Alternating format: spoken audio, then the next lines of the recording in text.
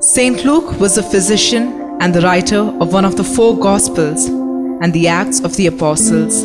It is believed that Luke was born a Greek and a Gentile. Luke's Gospel shows special sensitivity to evangelizing Gentiles.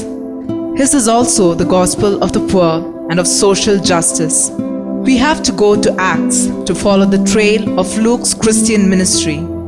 Luke first joined Paul's company at Troas. Luke is the loyal comrade who stays with Paul when he is imprisoned in Rome, about the year 61, and after everyone else deserts Paul in his final imprisonment and sufferings, it is Luke who remains with Paul to the end. St. Paul says in 2 Timothy chapter 4 verse 11, "Only Luke is with me."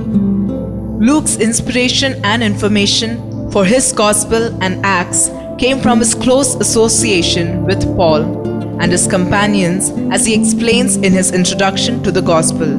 Since many have undertaken to set down an orderly account of the events that have been fulfilled among us, just as they were handed on to us by those who were from the beginning, were eyewitnesses and servants of the words, I too decided, after investigating everything carefully from the very first, to write an orderly account for you, most excellent Theophilus. Luke's unique perspective on Jesus can be seen in the 6 miracles and 18 parables not found in the other Gospels. He's the one who tells the story of Lazarus and the rich man who ignored him. Luke is the one who uses, "Blessed are the poor." Instead, "Blessed are the poor in spirit" in the Beatitudes.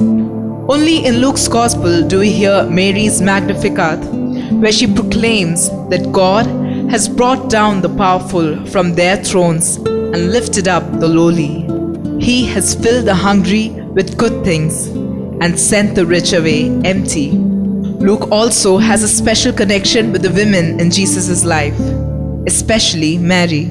It is only in Luke's Gospel that we hear the story of the Annunciation, Mary's visit to Elizabeth, including the Magnificat, the presentation, and the story of Jesus' disappearance in Jerusalem. It is Luke that we have to thank for the scriptural parts of the Hail Mary. Forgiveness and God's mercy to sinners is also of first importance to Luke.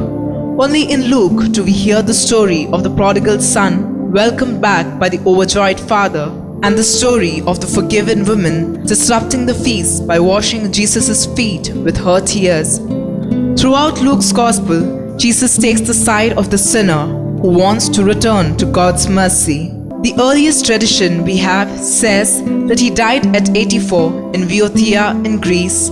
All the same, we know that he was a saint who loved the poor, who wanted the door to God's kingdom open to all, who respected women, who saw hope in God's mercy for everyone.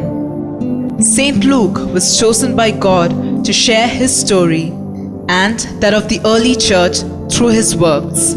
Let us ask God for the grace to be like him, to be there for friends when they are alone, to love the poor, to respect women, and to be an apostle to those who do not know him yet, and thus be a true disciple of Jesus Christ.